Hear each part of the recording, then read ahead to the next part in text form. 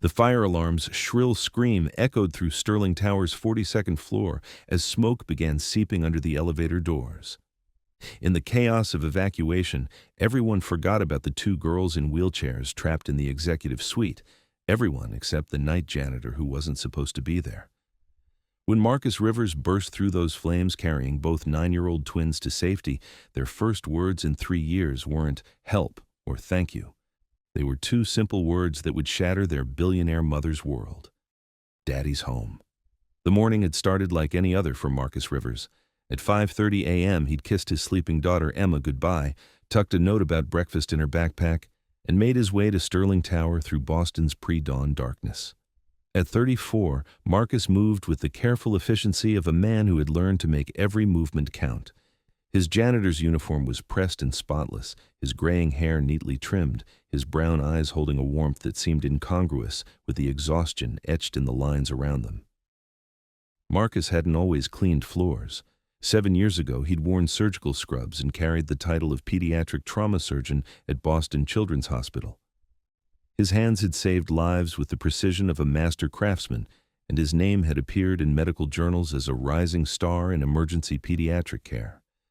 But that was before the accident that took his wife Sarah, before the malpractice lawsuit that destroyed his career, before the world had taught him that sometimes good people fall through cracks that society pretends don't exist. Now he pushed a cleaning cart through corridors where he'd once been respected, invisible to the same class of people who had once sought his expertise. The irony wasn't lost on him. In his former life, he'd fought to save children's lives. In his current one, he fought to keep his own daughter fed and housed, working 3 jobs to afford the cramped 2-bedroom apartment in Southie, where Emma did homework at a kitchen table that wobbled unless you propped it up with medical textbooks he couldn't bear to throw away. If you're enjoying this story so far, don't forget to hit the like button and subscribe. Drop a comment telling me where in the world you're watching from. I love hearing from you. 3 floors above Marcus, Victoria Sterling inhabited a different universe entirely. At 36, she commanded Sterling Enterprises with the calculated precision of someone who had never been allowed to fail. Her corner office overlooked Boston Harbor, and the view was worth more than most people's houses. Victoria was beautiful in the way that intimidated rather than invited. Sharp cheekbones, platinum blonde hair that never seemed out of place, and steel-gray eyes that could dissect a person's worth in seconds. Her black Armani suit probably cost more than Marcus made in 6 months, but she wore it like armor, not luxury. Victoria Sterling hadn't inherited her empire. She'd built it from the ashes of her father's failures. When she was 22, Richard Sterling's real estate company had collapsed under the weight of bad investments and worse judgment. While other trust fund children might have retreated to family money and therapy, Victoria had scraped together loans, called in favors, and rebuilt Sterling Enterprises into a commercial real estate juggernaut that now owned half of downtown Boston. She was ruthless because kindness was a luxury she'd never been able to afford. But Victoria's greatest triumph had also been her greatest source of pain. 9-year-old twins, Sophia and Isabella, had been the light of her world until 3 years ago when everything went wrong. The girls had been bright, chattering children once. Marcus had seen the photos that still hung in Victoria's office during his late-night cleaning rounds. 2 identical faces lit up with joy, small hands reaching for the camera, mouths open in laughter that seemed to fill the frame with music.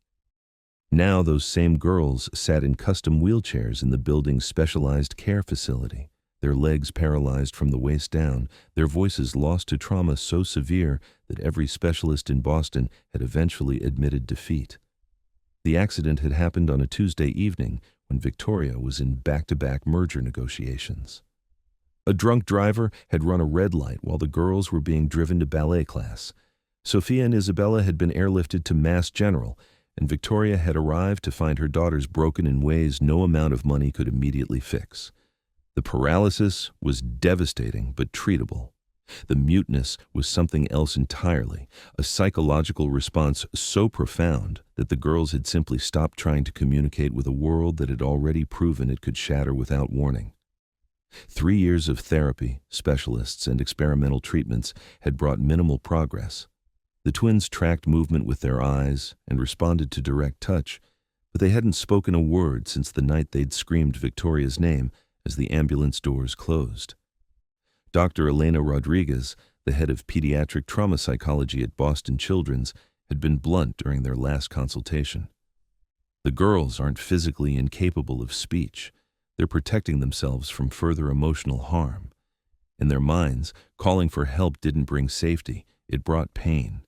Until they feel truly safe again, they may never find their voices. Victoria had fired 2 doctors for using the word never. She didn't believe in never. Never was for people who didn't have enough resources, determination, or strategic thinking. But in her quiet moments alone in her office, when the city lights blurred through tears she refused to shed publicly, she wondered if the experts might be right. Emma Rivers had been asking about the quiet girls for weeks. At 7 years old, Emma was curious about everything, but especially about the twin sisters she sometimes glimpsed when her father brought her to work during school holidays. Emma attended Lincoln Elementary School on a scholarship Marcus had fought for, and she was bright enough to notice that the girls in wheelchairs never seemed to smile or make noise like other kids. "Daddy, why don't they talk?" Emma had asked one evening as Marcus helped her with homework at their wobbly kitchen table. "Sometimes people need extra time to find their words," Marcus had said carefully. "Sometimes they've been hurt and talking feels scary." Emma had considered this with the seriousness only children could bring to complex problems. Maybe they just need someone to listen really hard when they're ready. Marcus had paused in checking her math worksheet, struck by his daughter's intuition. Emma had inherited her mother's emotional intelligence, along with her dark curls and stubborn streak. Even at 7, she seemed to understand things about pain and healing that took most adults years to learn. The fire started at 11:43 p.m. on a Thursday night in October, when autumn storms had left the air thick with moisture and electricity. Marcus was finishing his rounds on the 40th floor when the building's fire suppression system detected smoke in the executive suite's electrical room. What should have been a minor incident, a small electrical fire contained by automatic systems, became something more serious when a power surge disabled half the building's safety systems and trapped the overnight medical staff in the lower floors. Marcus heard the alarm first, then smelled the smoke seeping through the ventilation system. His first thought was Emma, safe at home with Mrs. Chen, their elderly neighbor who watched her during his night shifts. His second thought was protocol. All building staff were supposed to evacuate immediately and let the fire department handle everything. But as he made his way toward the stairwell, Marcus passed the executive care facility where Sophia and Isabella spent their nights when Victoria worked late. Through the reinforced glass windows, he could see the 2 girls in their beds, awake and alert, their eyes tracking the flashing emergency lights with the hypervigilance of children who had already survived one disaster. The overnight medical aid was nowhere to be seen, probably evacuated with the first wave of staff. The girls were alone, helpless, and the smoke was getting thicker. Marcus didn't think. He used his master key to enter the facility, moving quickly but calmly to avoid frightening the twins. Sophia and Isabella watched him approach with those dark, solemn eyes that had haunted him during his cleaning rounds for months. Up close, he could see the fear they tried so hard to hide, the tension in their small shoulders that spoke of bodies perpetually braced for disaster. "Hey there," Marcus said softly, his voice carrying the gentle authority he'd once used with pediatric patients. "I'm going to get you out of here, okay? We're going to take a little trip to somewhere safer." The girls didn't respond vocally, but Sophia's hand moved slightly, just a tiny gesture, but enough to let Marcus know she'd heard him. Isabella's breathing quickened, but she didn't pull away when he approached her bed. The building's elevators had automatically shut down during the fire alarm, and the stairwells were filled with smoke that would be dangerous for anyone, let alone 2 children with compromised respiratory function from their years of limited mobility. Marcus made a calculation that went against every safety protocol he'd ever learned. He would have to carry them through the smoke-filled corridor to the emergency stairwell on the east side of the building, the one with independent ventilation that should still be clear. Moving with the efficiency born of his medical training, Marcus wrapped both girls in the specialized evacuation blankets kept in their room. Sophia was smaller, maybe 70 pounds, and he lifted her first, settling her securely in his arms before turning to Isabella. The second twin was slightly larger, and carrying both girls would push his physical limits, but Marcus had learned that limits were often more flexible than people believed. "Hold on tight," he murmured to both girls as he found his balance. "We're going on an adventure." The corridor was filled with acrid smoke that burned Marcus's eyes and throat, but he moved steadily toward the emergency exit, his surgeon's hand steady despite the weight he carried. Behind him, he could hear the sound of fire department sirens growing closer, but they wouldn't reach the 42nd floor for several minutes. The twins nestled against him without protest, their trust both humbling and terrifying. It was in the stairwell, as Marcus navigated the steep steps with his precious cargo, that Sophia's voice emerged for the first time in 3 years. Not the strong, clear voice she'd had as a 6-year-old, but a whisper, rough from disuse and thick with emotion. "Daddy's home," she said, her small hand gripping Marcus's shirt with surprising strength. Isabella's response came seconds later, her voice even softer but unmistakably certain. "Daddy came back." Marcus nearly stumbled, the words hitting him like physical blows. In the girls' traumatized minds somehow, impossibly, he had become confused with their father, the father who had died when they were 4, before the accident, before their world had collapsed into silence and fear. But rather than correct them, rather than break whatever spell had allowed them to find their voices, Marcus held them tighter and continued down the stairs. "I'm here," he said quietly. "I've got you. You're safe now." When they reached the lobby, Victoria Sterling was pacing near the emergency command post, her usually perfect composure cracked with terror. She'd been in her office when the alarm sounded, and her first thought had been her daughters, alone and helpless on the upper floors. She'd tried to take the elevator back up and had been physically restrained by building security. For 20 minutes, she'd stood in the lobby knowing her children were somewhere above the smoke line, and there was nothing her money or power could do to reach them. When the elevator doors opened and Marcus stepped out carrying both girls, Victoria's legs nearly gave out. She ran toward them, her expensive heels clattering on marble, her hands reaching for her daughters before she'd even processed who had brought them to safety. "Mama's here," Victoria said, her voice breaking as she took Isabella from Marcus's arms. "Mama's here, sweethearts. You're okay. You're safe." But the twins didn't reach for their mother the way they once would have. Instead, they kept their eyes fixed on Marcus, their small hands still clutching his shirt even as Victoria held them. And then, in a voice barely above a whisper, Sophia spoke again. Not to Victoria, but to Marcus, her words carrying the weight of 3 years of silence. "Don't leave us, Daddy. Please don't leave us again." Victoria's eyes met Marcus's over her daughters' heads, and in that moment, both adults realized that something had shifted irrevocably. The girls had spoken, had broken through years of traumatic silence, but their first words weren't the joyful reunion Victoria had dreamed of. They were a plea directed at a stranger, a janitor who had risked his life for them, and who they somehow believed was the father they'd lost. The silence that followed was heavy with questions neither adult knew how to answer. Victoria Sterling, who had spent 3 years fighting to bring her daughters back to her, was forced to confront the possibility that healing might require letting someone else into their carefully protected world. And Marcus Rivers, who had been trying to rebuild his life one humble day at a time, found himself standing at the center of a miracle he didn't understand and wasn't sure he deserved. As paramedics checked the twins for smoke inhalation and reporters gathered outside Sterling Tower to cover the story of the heroic rescue, Marcus and Victoria stood together in the artificial brightness of the lobby, 2 strangers bound together by the voices of 2 little girls who had just proven that sometimes the most profound healing comes from the most unexpected places. The twins were going to be fine physically, no smoke inhalation, no injuries from the evacuation. But their words, their first words in 3 years, hung in the air between the adults like a bridge neither of them knew how to cross. Victoria had her daughters back, but not in the way she'd expected. And Marcus, who had only wanted to make sure 2 vulnerable children were safe, found himself responsible for a miracle that might change all their lives forever. Victoria Sterling hadn't slept in 36 hours. She stood in her office overlooking Boston Harbor, watching the sunrise paint the water gold while her daughters slept peacefully in the adjacent medical suite for the first time in 3 years. No nightmares, no restless turning, no silent tears that broke her heart, just deep, peaceful sleep that the overnight nurse had described as miraculous. But Victoria couldn't rest. The twins had spoken. After 3 years of silence, they had found their voices in the arms of a janitor who cleaned their mother's building.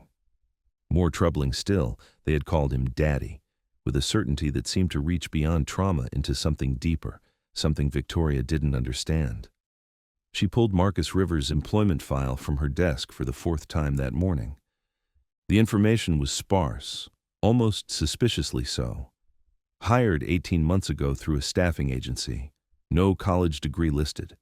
Previous employment history showed a patchwork of service jobs, warehouse work, grocery store clerk, building maintenance at various commercial properties. Emergency contact listed only Emma Rivers, age 7, daughter. No mention of a wife, ex-wife, or partner. But there were gaps, long stretches of time between jobs that weren't explained. And something about the way he had moved during the rescue, the confidence, the medical precision with which he had assessed the twins' condition, suggested training that went far beyond janitorial work. Victoria's executive assistant knocked softly on the door. "Mrs. Sterling, Dr. Rodriguez is here for the emergency consultation you requested." Dr. Elena Rodriguez entered with the purposeful stride of someone accustomed to crisis calls. As head of pediatric trauma psychology at Boston Children's Hospital, she had been working with the twins since the accident. She was a small woman in her 50s with kind brown eyes and prematurely gray hair that she wore in a practical bun. More importantly, she was one of the few people Victoria trusted completely when it came to her daughter's care. "I reviewed the overnight reports," Dr. Rodriguez said without preamble. Sophia spoke 17 words. Isabella managed 12. "In the context of selective mutism following severe trauma, this is extraordinary." Victoria gestured for her to sit. "Explain to me how my daughters can suddenly speak to a stranger after 3 years of silence." "It's not completely unprecedented," Dr. Rodriguez said carefully. "Sometimes traumatized children form attachments to individuals who represent safety in a way that their primary caregivers cannot. The man who rescued them, Marcus Rivers." Mr. Rivers appeared during a moment of acute danger and provided protection without making any emotional demands on them. In their psychological state, that kind of unconditional safety can be powerful enough to bypass the defense mechanisms that have kept them silent. Victoria frowned. "But they called him Daddy. They think he's David." Dr. Rodriguez paused. David. Sterling had been Victoria's first husband, the twins' biological father. He had died in a climbing accident when the girls were 4 years old, 2 years before the car crash that had taken their voices. Victoria had remarried briefly to a man who had proven unequal to the challenge of grieving stepchildren, and the divorce had been finalized just months before the twins' accident. Children who have experienced multiple traumas sometimes conflate their memories, Dr. Rodriguez explained. It's possible they've associated Mr. Rivers with their father, because he provided the kind of protection they remember feeling safe with. Or what? There might be something about him specifically, his voice, his manner, some physical characteristic, that reminds them of their father. Sometimes, healing requires a bridge between past safety and present trust. Victoria stood and walked to the window. Below, early morning commuters hurried along the sidewalks, everyone focused on their own urgent destinations. "I need to understand who this man really is." "Victoria," Dr. Rodriguez said gently, "I know this is difficult. You've spent 3 years fighting to reach your daughters, and now they're responding to someone else. But if he's helping them heal—" "I'm not jealous," Victoria said quickly, though she wasn't entirely certain that was true. "I'm protective. My daughters have been through enough. If this man has some ulterior motive, if he's taking advantage of their vulnerability—" "What if he isn't?" Dr. Rodriguez interrupted. "What if he's exactly what he appears to be, someone who helped your children when they needed it most?" After Dr. Rodriguez left, Victoria made 3 phone calls. The first was to her head of security, requesting a comprehensive background check on Marcus Rivers. The second was to the staffing agency that had provided his employment, demanding his original application materials. The third was to her personal investigator, a woman who specialized in finding information that people preferred to keep hidden. By noon, she had her first answers. The staffing agency confirmed that Marcus had applied for custodial work 18 months earlier. His application had included references from previous employers, all of whom described him as reliable, quiet, and hard-working. But when pressed for details about his life before the service jobs, the agency admitted they had limited information. He was very forthcoming about his recent work history, the agency coordinator explained over the phone. But when we asked about earlier employment, he said he'd had some personal setbacks and preferred to focus on moving forward rather than looking back. Since he wasn't applying for a position requiring advanced credentials, we didn't push for more details. Victoria's security team provided more substantive information, but it only deepened the mystery. Marcus Rivers had excellent credit despite modest income, suggesting careful financial management. He had no criminal record, no outstanding lawsuits, no red flags that would concern a typical employer. But there was a 7-year gap in his documented employment history, from 2011 to 2018, that corresponded exactly with the period when someone with his name had been listed in medical directories as a practicing physician. The breakthrough came from Victoria's personal investigator, a former FBI agent named Patricia Walsh, who specialized in background research for high-stakes business deals. Patricia called Victoria at 2:30 in the afternoon with information that made Victoria sit down hard in her leather executive chair. "Marcus Rivers is Dr. Marcus Rivers," Patricia said without preamble. Or rather, he was. Board-certified pediatric trauma surgeon, graduated summa cum laude from Harvard Medical School, completed his residency at Mass General, and was considered one of the rising stars in emergency pediatric medicine. Victoria's mouth went dry. Was? His medical license was suspended in 2018, following a malpractice lawsuit. A 12-year-old girl died during emergency surgery, complications from a skiing accident. The family alleged that Dr. Rivers was operating while impaired by prescription medications he was taking for chronic pain following a car accident of his own. And was he? Impaired? Patricia was quiet for a moment. The toxicology reports were inconclusive. Rivers maintained his innocence, but his medical records showed he'd been prescribed heavy pain medication after his wife died in the same car accident that injured him. The family's lawyers painted a picture of a doctor struggling with grief and addiction who made fatal errors in judgment. Victoria felt sick. The lawsuit? Settled out of court for an undisclosed amount, but it bankrupted him, lost his house, his practice, his professional reputation. The medical board suspended his license pending investigation, but by then the damage was done. No hospital would employ him, no insurance company would cover him, and the stress of the legal proceedings apparently triggered a complete breakdown. What happened to his daughter during all this? Emma was in foster care for 6 months while he got back on his feet. He regained custody when he could prove stable employment and housing, but he's been working service jobs ever since. The man who used to perform life-saving surgery on children now empties trash cans to pay rent. After Patricia ended the call, Victoria sat in her office staring at the employment file that had revealed nothing about the man who had saved her daughters. Marcus Rivers wasn't just someone with hidden medical knowledge. He was someone whose medical career had ended in tragedy, whose life had been destroyed by accusations that he might have been responsible for a child's death. And now he was alone with her daughters, vulnerable children who had somehow decided he was the safest person in their world. Victoria's first instinct was to call security, to have Marcus removed from the building immediately and banned from any contact with Sophia and Isabella. But as she reached for the phone, she remembered the sound of her daughters' voices, soft, uncertain, but real, calling for someone they believed would protect them. She needed to see him again, not to fire him, not yet, but to understand what kind of man he really was. Marcus was cleaning the 38th floor when Victoria found him that evening. He worked with methodical precision, his movements economical and purposeful. When he saw her approaching, he straightened but didn't stop working, his expression carefully neutral. "Mrs. Sterling," he said quietly, "how are Sophia and Isabella doing?" "They're talking," Victoria said, studying his face for any sign of surprise or satisfaction. "To you, about you. They asked the overnight nurse where Daddy went."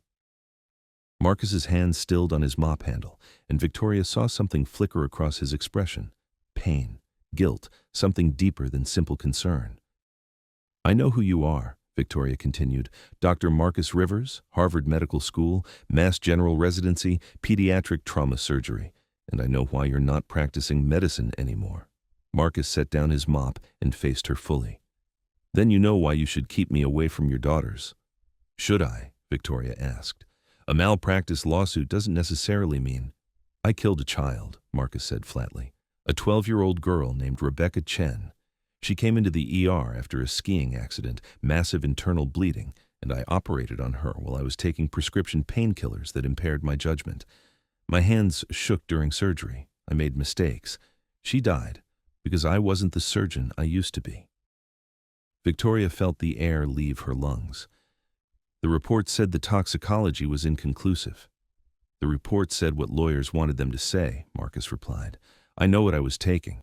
I know how it affected me, and I know that girl would be alive if I'd been honest about my limitations instead of pretending I could still do the job. He picked up his mop again, but his hands were trembling slightly. Your daughters called me Daddy because they were scared and confused, and I was there when they needed someone. That doesn't make me safe for them. It makes me dangerous. Then why did you save them? Victoria asked. If you're so dangerous, why risk your life to carry them through that smoke? Marcus was quiet for a long moment. Because I saw two little girls who needed help, and I couldn't walk away. Even knowing what I am, what I've done, I couldn't leave them there. Victoria studied his profile as he worked. There was something broken in him, but also something fundamentally decent. Tell me about your daughter. Emma? Marcus glanced up, and for the first time, Victoria saw his expression soften. She's 7. Smart as hell, stubborn as her mother, and the only good thing, I've managed not to ruin. She goes to Lincoln Elementary on a scholarship I fought for, and she deserves better than a father who mops floors. But you haven't ruined her, Victoria observed. You've raised her as a single parent while working multiple jobs. You've kept custody despite your legal troubles. You've given her stability. I've given her poverty and a father with a destroyed reputation, Marcus corrected, but it's what I have to offer. If you're hooked on this story, make sure to subscribe and turn on notifications so you never miss an upload. Your support means everything and helps me bring you more emotional stories like this one. Victoria made a decision that surprised her. I want you to meet with Dr. Rodriguez. She's been treating my daughter since the accident. Marcus shook his head. Mrs. Sterling, I appreciate what you're trying to do, but I'm not qualified to... You're the only person my daughters have spoken to in 3 years, Victoria interrupted. That makes you qualified for something. Dr. Rodriguez thinks their response to you might be key to their continued recovery. And what do you think? Victoria hesitated. I think my daughters have been broken for 3 years, and somehow you've helped them find their voices. I don't understand how or why, but I'm not willing to lose that progress because of pride or fear. You should be afraid, Marcus said quietly. I'm not the man I used to be. My judgment isn't trustworthy. Maybe, Victoria said, but my daughters trust you. And right now, that matters more than anything else. The next morning, Marcus arrived at Sterling Tower to find Victoria waiting in the lobby with Dr. Rodriguez and 2 small wheelchairs. Sophia and Isabella were awake and alert, their dark eyes tracking his movement as he approached. Hi there, Marcus said softly, crouching to their eye level. How are you feeling today? For a moment, there was silence. Then Sophia's voice, still rough from disuse but stronger than the night before. Daddy stayed. Isabella nodded solemnly. Didn't leave. Dr. Rodriguez and Victoria exchanged glances. In the span of 2 days, the twins had gone from complete silence to clear, if limited, communication. More importantly, they were initiating conversation rather than simply responding to questions. I told you I wouldn't leave, Marcus said gently. And I meant it. Are you really a doctor? Sophia asked, her words coming slowly but with obvious effort. Marcus looked up at Victoria, who nodded almost imperceptibly. I used to be, he said carefully, but I made mistakes, and now I'm not allowed to be a doctor anymore. Mistakes hurt? Isabella asked. Yes, Marcus said honestly. Sometimes mistakes hurt people very badly. The twins considered this with the seriousness that children brought to concepts they were still learning to understand. Then Sophia reached out and touched Marcus's hand. "We made mistakes too," she said. "Before the crash. We were fighting in the car, being loud. Maybe that's why—" "No," Marcus said firmly, his medical training overriding his personal doubts. "What happened to you was not your fault. Sometimes bad things happen to good people, and it's not because of anything they did wrong." Dr. Rodriguez stepped forward. "Girls, would you like to show Marcus the activity room? We could all spend some time together." As they made their way to the specialized therapy space on the 41st floor, Victoria walked beside Marcus. "You're good with them," she said quietly. "I used to be good with all children," Marcus replied, "before I forgot how to trust my own judgment." "Maybe," Victoria said, "that's exactly why they trust you. Maybe they can sense that you understand what it feels like to be broken." The activity room was designed for pediatric therapy: soft colors, adaptive equipment, toys, and games that could accommodate various physical limitations. Sophia and Isabella navigated their wheelchairs with practiced ease, but Victoria noticed they stayed close to Marcus, as if his presence provided a buffer against the world. Dr. Rodriguez observed quietly as Marcus interacted with the twins. He didn't push them to communicate or perform.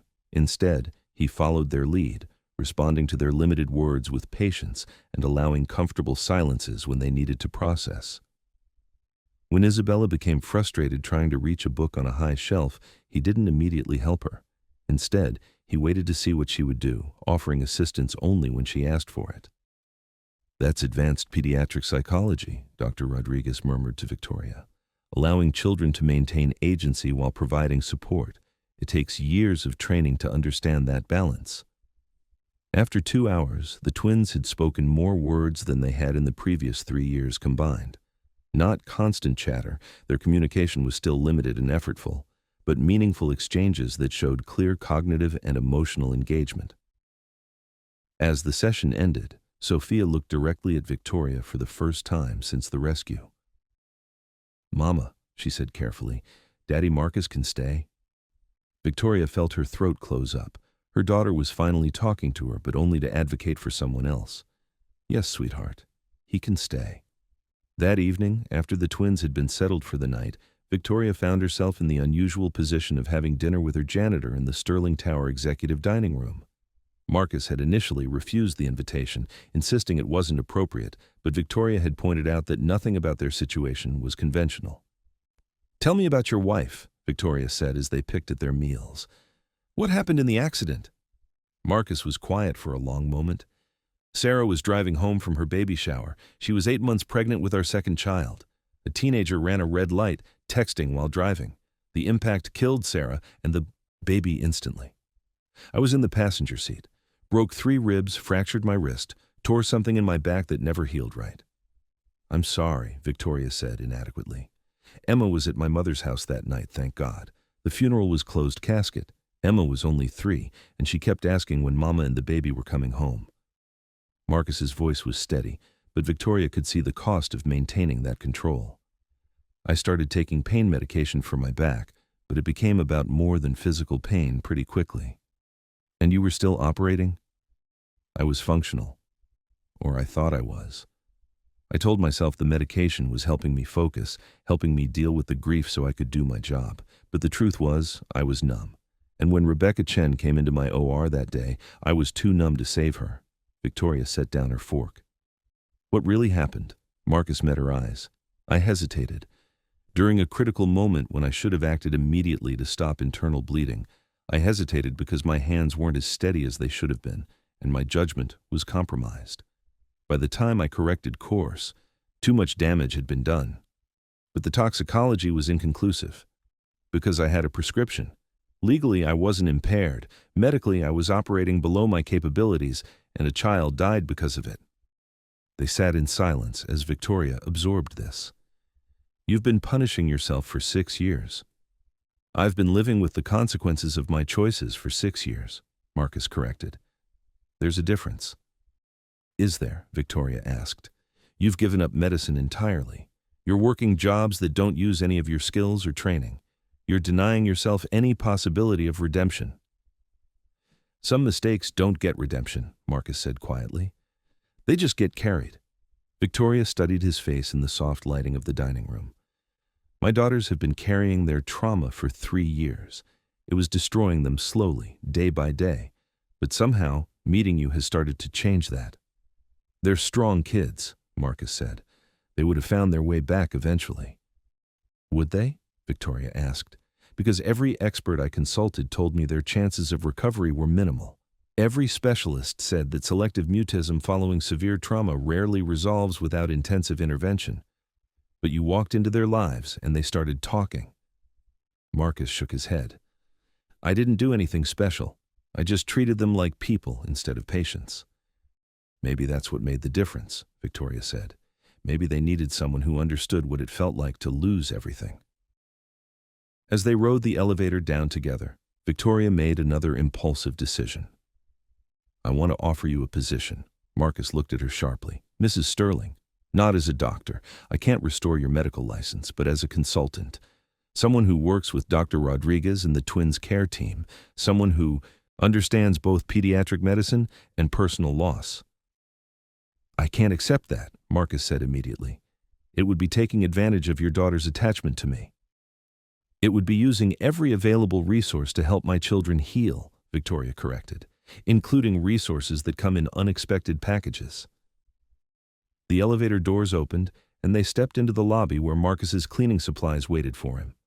The contrast was jarring. The elegant executive who commanded billions of dollars in assets, and the janitor who mopped her floors. Think about it, Victoria said. Your daughter deserves a father who uses his gifts instead of hiding them.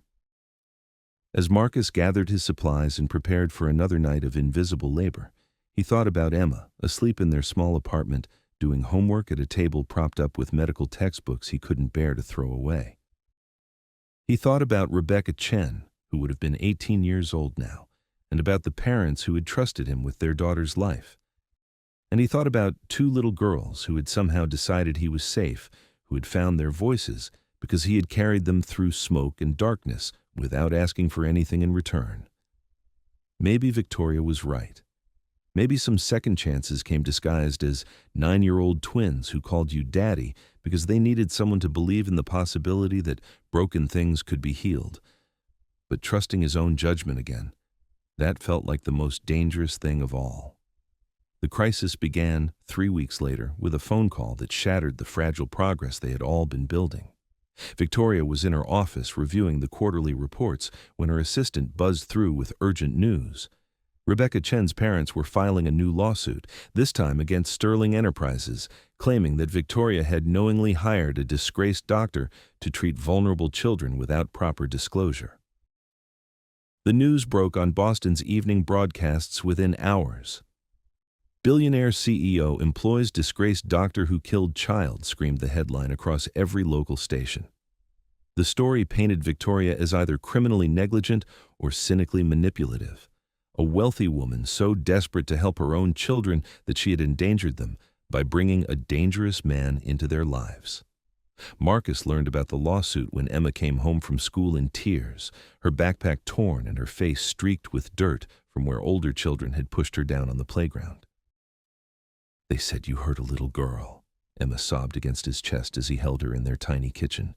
They said you're going to hurt the quiet girls too, and that's why you're pretending to be nice to them.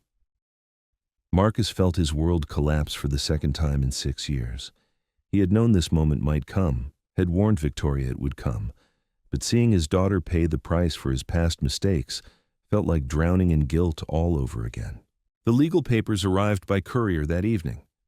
Rebecca Chen's family wasn't just suing Sterling Enterprises, they were demanding a restraining order that would prevent Marcus from having any contact with children other than his own daughter. The lawsuit alleged that Victoria had engaged in a reckless endangerment scheme by allowing Marcus to work with her traumatized daughters, and that his continued presence around vulnerable children constituted a public safety threat. Marcus read the documents twice, then called the one person he trusted to give him honest advice, his former colleague Dr. James Walsh, who had been his closest friend during residency and had testified on his behalf during the original malpractice trial. They can't win this, James said after Marcus explained the situation. You're not practicing medicine. You're not treating anyone. and the original settlement included language that prevented them from pursuing additional claims. "But they can destroy Victoria's reputation," Marcus said, "and they can make it impossible for me to help Sophia and Isabella." "Is that what you're doing? Helping them?" Marcus looked out the window of his apartment at the city lights blinking in the darkness. "They're talking, James. For the first time in 3 years, those girls are finding their voices, and I think maybe I'm remembering how to be useful again." "Then fight," James said simply. "Fight for them, fight for yourself, and fight for the memory of the doctor you used to be. Rebecca Chen's death was a tragedy, but it doesn't erase every life you saved before that day." But fighting meant risking everything Marcus had left: his job, his stability, Emma's security. It meant trusting his own judgment again, something he had sworn never to do after Rebecca died. The next morning, Victoria called an emergency meeting with her legal team, her board of directors, and Dr. Rodriguez. The conference room on Sterling Tower's 45th floor felt like a tribunal, as 15 people in expensive suits discussed Marcus's fate with clinical detachment. "The simplest solution is immediate termination," advised Victoria's head counsel, a sharp-featured woman named Margaret Caldwell. "We end Mr. Rivers's employment, issue a statement expressing regret for any oversight in our hiring practices, and distance ourselves from this situation entirely." "What about my daughters?" Victoria asked coldly. "We'll find other therapists," Margaret replied. "This was always a temporary arrangement." Dr. Rodriguez spoke up from her seat at the far end of the table. "With respect, you're discussing the disruption of a therapeutic relationship that has produced unprecedented results. Sophia and Isabella have made 3 years' worth of progress in 3 weeks. Severing their connection to Mr. Rivers now could cause severe regression." "But keeping him exposes the company to legal liability," countered the head of risk management. "If something happens to those children while he's involved in their care, we're responsible." Victoria listened to the debate with growing frustration. These people were discussing her daughters as if they were business assets, risks to be managed rather than children who had finally found hope. "There's another option," she said quietly, and the room fell silent. "We fight the lawsuit. We prove that Marcus Rivers has been helping my daughters, not harming them." The silence that followed was profound and uncomfortable. Margaret cleared her throat. "Victoria, that would require extensive media exposure, depositions from the children, public scrutiny of your family's private medical information. And even if we win, the cost in reputation and resources would be worth it if it saves my daughters," Victoria finished. But even as she said the words, Victoria knew the real question wasn't whether she was willing to fight for Marcus. It was whether Marcus was willing to fight for himself. She found him that evening in the building's sub-basement, methodically cleaning equipment in the maintenance room, as if normalcy could be restored through routine. Emma sat nearby doing homework on an overturned milk crate, her small face still showing traces of the day's playground trauma. "I'm sorry," Victoria said without preamble. "This is my fault. I should have anticipated." "You gave my daughters hope," Marcus interrupted without looking up from his work. "This isn't your fault." "Emma," Victoria said gently, "would you like to see the twins? They've been asking about you." Emma's face brightened for the first time since the news broke. "Really?" After Emma left with Victoria's security detail to visit Sophia and Isabella, Marcus finally stopped cleaning and faced Victoria directly. "You need to let me go," he said. "This lawsuit will destroy your company if you don't distance yourself from me." "Let them try," Victoria said fiercely. "My daughters are speaking because of you. They're healing because of you. I'm not giving that up to protect a balance sheet." "And what about Emma?" Marcus asked. "She's being punished at school because her father is the disgraced doctor who killed a child. How long before that escalates? How long before she starts believing what they're saying about me?" Victoria saw the pain in his eyes and understood that this was about more than legal liability or public reputation. Marcus was terrified that his past would poison his relationship with his own daughter the way it had already destroyed his career. "Then we proved them wrong," she said. "All of them." The breakthrough came from an unexpected source. Dr. Rodriguez had been quietly conducting her own investigation into Rebecca Chen's case, and what she discovered changed everything. The original medical records were incomplete, she told Victoria and Marcus during an emergency meeting 3 days before the scheduled court hearing. Rebecca Chen didn't just die from surgical complications. She had an undiagnosed genetic condition, a rare clotting disorder that wouldn't have shown up in standard preoperative testing. Marcus went very still. What kind of condition? Factor V Leiden deficiency, complicated by an underlying protein S deficiency. Even if you had been operating at peak performance, the outcome would likely have been the same. The bleeding couldn't have been stopped with conventional surgical techniques. Victoria saw Marcus's hands start to shake. Are you saying? I'm saying that Rebecca Chen was dying before she reached the operating room, Dr. Rodriguez said gently. The genetic testing that would have revealed her condition wasn't standard practice in 2018. No surgeon could have anticipated it. Marcus stared at her for a long moment, then abruptly stood and walked to the window. Victoria could see his shoulders trembling as 6 years of guilt began to crack apart. Why didn't this come out during the original trial? Victoria asked.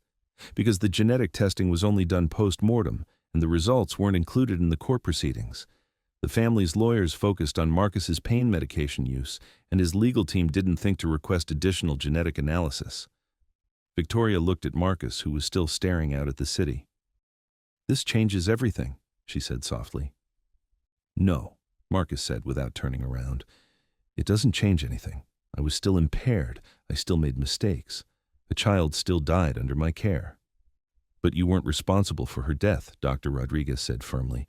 You've been carrying guilt for something that was medically inevitable. Marcus finally turned to face them, and Victoria was shocked to see tears streaming down his face. Do you know what the worst part has been?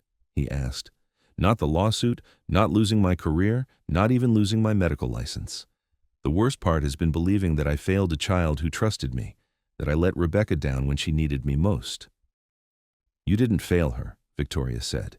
You tried to save her with incomplete information and circumstances beyond your control. But Marcus was shaking his head. You don't understand. The medication, the grief, the way I'd been functioning. I knew I wasn't at my best. I should have asked for help, should have stepped aside, should have let someone else operate. With the same incomplete information, Dr. Rodriguez pointed out, another surgeon would have faced the same impossible situation.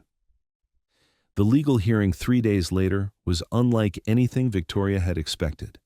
Instead of a straightforward employment dispute, it became a medical review of Rebecca Chen's case with Dr. Rodriguez, presenting her genetic findings to a judge who clearly hadn't expected to adjudicate complex medical testimony. Marcus testified on his own behalf with an honesty that was both heartbreaking and powerful.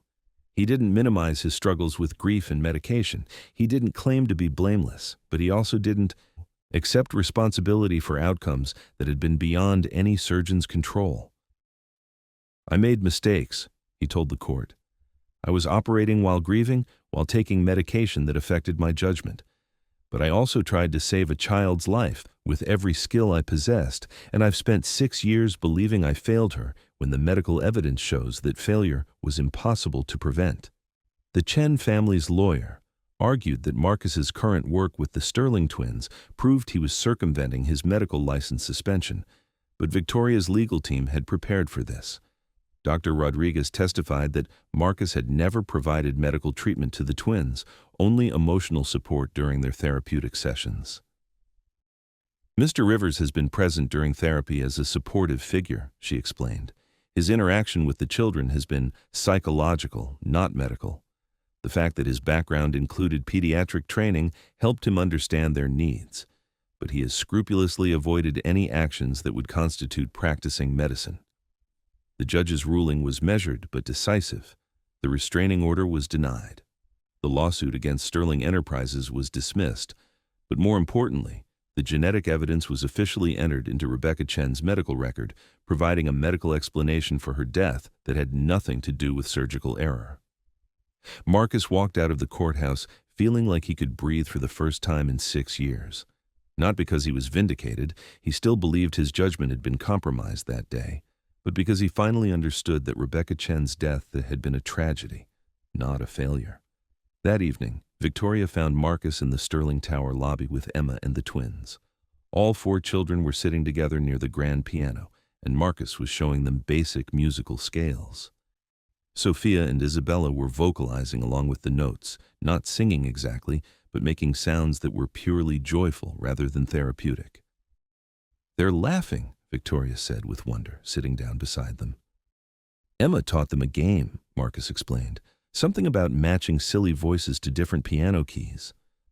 Victoria watched her daughters giggle as Emma demonstrated an exaggerated operatic voice and felt something shift in her chest. For 3 years she had fought to bring her children back to the people they used to be. But maybe healing wasn't about returning to the past.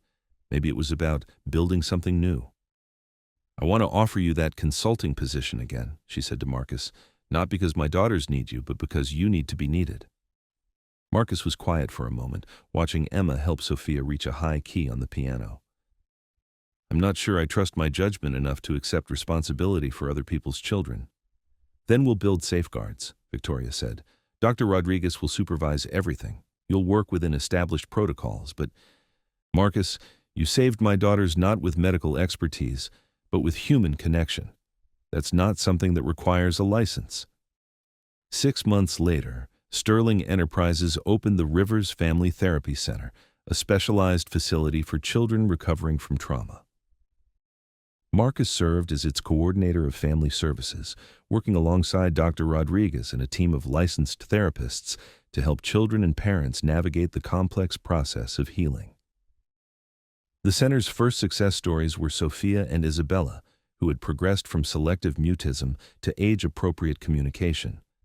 They still used wheelchairs and still carried the physical and emotional scars of their accident, but they had learned to trust the world again enough to be part of it. Emma Rivers became the unofficial welcome committee for new families, her 7-year-old wisdom helping other children understand that being different didn't mean being broken. She and the twins had formed an unlikely friendship based on their shared understanding that families came in many forms, and that sometimes the people who helped you heal weren't the ones you expected. The center's dedication ceremony was held on a warm spring evening when cherry blossoms filled Boston's parks with the promise of renewal. Marcus stood before a small crowd of families, therapists, and community members, his daughter beside him and the twins flanking Victoria in their decorated wheelchairs. "This center exists because of children who taught adults that healing isn't about returning to who we used to be," Marcus said, his voice steady with newfound confidence. "It's about becoming who we're meant to be. It's about learning that broken doesn't mean worthless, and that sometimes our greatest strengths come from our deepest wounds." As the ceremony concluded and families began to mingle, Victoria watched Marcus kneel beside a new patient, a 6-year-old boy who hadn't spoken since witnessing a house fire. Marcus didn't push or prod. He simply sat quietly, offering his presence without expectation, letting the child set the pace of trust. "He's good at this," Dr. Rodriguez observed, joining Victoria near the refreshment table. "He always was," Victoria replied. "He just needed to remember that making mistakes doesn't disqualify you from doing good." That evening, after the families had gone home and the center had grown quiet, Marcus found himself alone with the twins in their favorite therapy room. They had asked to show him their new art project, a collaborative painting they had been working on for weeks. The painting showed 4 stick figures standing together outside a tall building. 2 figures were in wheelchairs, one was small with curly hair, and one was tall with outstretched arms. Above them, painted in careful letters, were the words, "Our Family." "It's beautiful," Marcus said, his throat tight with emotion. "Emma helped with the words," Sophia explained, "but we painted the people." "Who are the people?" Marcus asked, though he thought he knew. Isabella pointed to each figure in turn.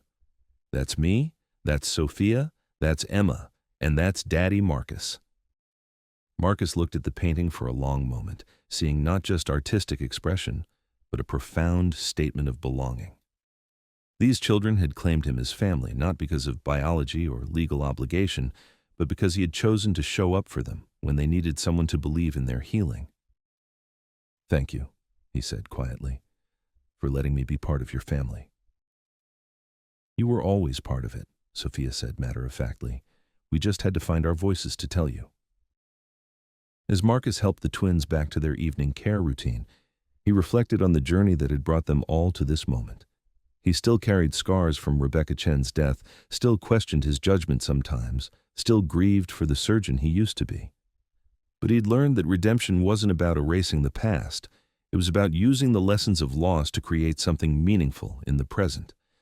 Victoria joined them as they prepared to head home, Emma chattering excitedly about the center's upcoming summer program. The 4 adults and 3 children moved through Sterling Tower's lobby together, their conversation echoing softly in the marble space where Marcus had once worked invisibly and Victoria had once commanded from a distance. They were an unlikely family: a billionaire CEO, a former surgeon turned counselor, and 3 children who had all learned that healing was possible when people chose to see beyond surface wounds to the strength underneath. They had found each other in crisis and chosen to build something lasting from the connection. As they walked into the Boston evening, with the city lights reflecting off harbor water and the spring air carrying the scent of cherry blossoms, Marcus thought about the words Sophia had painted. Our family. Not perfect, not traditional, not without complications, but real, chosen, and strong enough to weather whatever challenges lay ahead. Behind them, Sterling Tower rose into the night sky, its windows glowing with the light of people working late, pursuing dreams, building lives. And somewhere in that tower, in a therapy room decorated with children's artwork, a painting waited to welcome the next family that needed to learn that broken things could be beautiful again, and that sometimes the people who help us heal are the ones who understand what it means to be broken themselves. Thank you so much for watching until the end. If you loved this story, check out the other videos on your screen now. I think you'll really enjoy them, and don't forget to subscribe if you haven't already. See you in the next story.